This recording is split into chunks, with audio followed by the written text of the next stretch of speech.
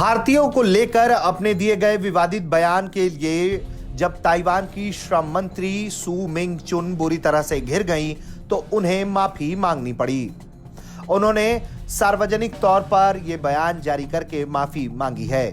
दरअसल उन्होंने एक इंटरव्यू के दौरान ये बात कह दिया था कि वो सबसे पहले जिन भारतीय श्रमिकों को अपने देश बुलाना चाहती हैं वो पूर्वोत्तर भारत के होंगे, क्योंकि उनका रंग साफ है, भोजन संबंधी आदतें भी उनके देश के करीब हैं। इसी को लेकर उनकी काफी आलोचना होने लगी और उनकी सरकार के कई सहयोगियों ने भी इस पूरे मामले पर उनकी टिप्पणी की आलोचना की और इसे नस्ल भेदी करार दिया, जिसके बाद से ही वो लगातार आलोचनाओं का सामना कर रही थी और आखिरकार उन्होंने इसके लिए माफी मांग लिया।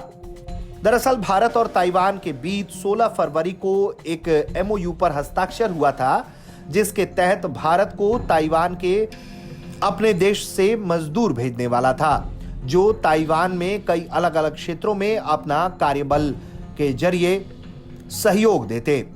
लेकिन इसकी शुरुआत कैसे हो, किन लोगों को पहले बुलाया जाए, इस तरह की बातचीत के दौरान ही ताइवान की श्रम मंत्री ने यह टिप्पणी कर दी, जिसके बाद काफी आलोचना हो गई। जिसके बाद एक बयान जारी करके श्रम मंत्रालय की तरफ से यह कहा गया कि वो अपने गलत शब्दों के लिए माफी मांगती हैं और कहा है कि मंत्री की टिप्पणियों का उद्देश्य बिल्कुल भेदभाव करना नहीं था। इसके साथ ही यह भी कहा गया है कि ताइवान के जो नियम कानून हैं वो कहीं से भी भेदभावपूर्ण नहीं है, वो सबको समानता का अधिकार देते हैं और कुछ भी वहां नस्ल भेदी नहीं है। लगातार इस तरह के विवाद के बीच श्रम मंत्री का माफी मांगना इस पूरे गर्माहट भरे मुद्दे में शांति लाने में सहयोग कर सकता है, क्योंकि न सिर्फ भारत बल्कि ताइवान के अंदर भी उनके इस बयान को लेकर काफी आलोचना हुई। वहीं आपको बता दें कि नवंबर 2023 में ही ब्लूमबर्ग ने पहली बार ये जानकारी दी थी कि ताइवान कारखानों, खेतों और अस्पतालों में काम करने के लिए 1 लाख से अधिक भारतीयों को काम पर रख सकता है। इसके बाद से ही ये पूरा का पूरा मामला विवादित रहा है।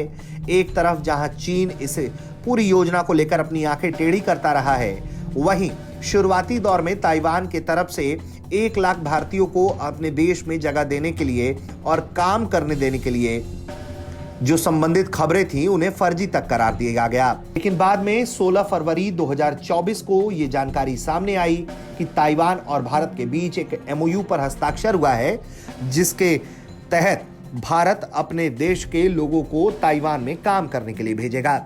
हालांकि ताइवान भारतीय कामगारों को लेकर काफी उत्साहित है और उसे उम्मीद है कि जिस तरह के मेहनती भारतीय कामगार होते हैं उससे उनके देश को काफी लाभ होगा।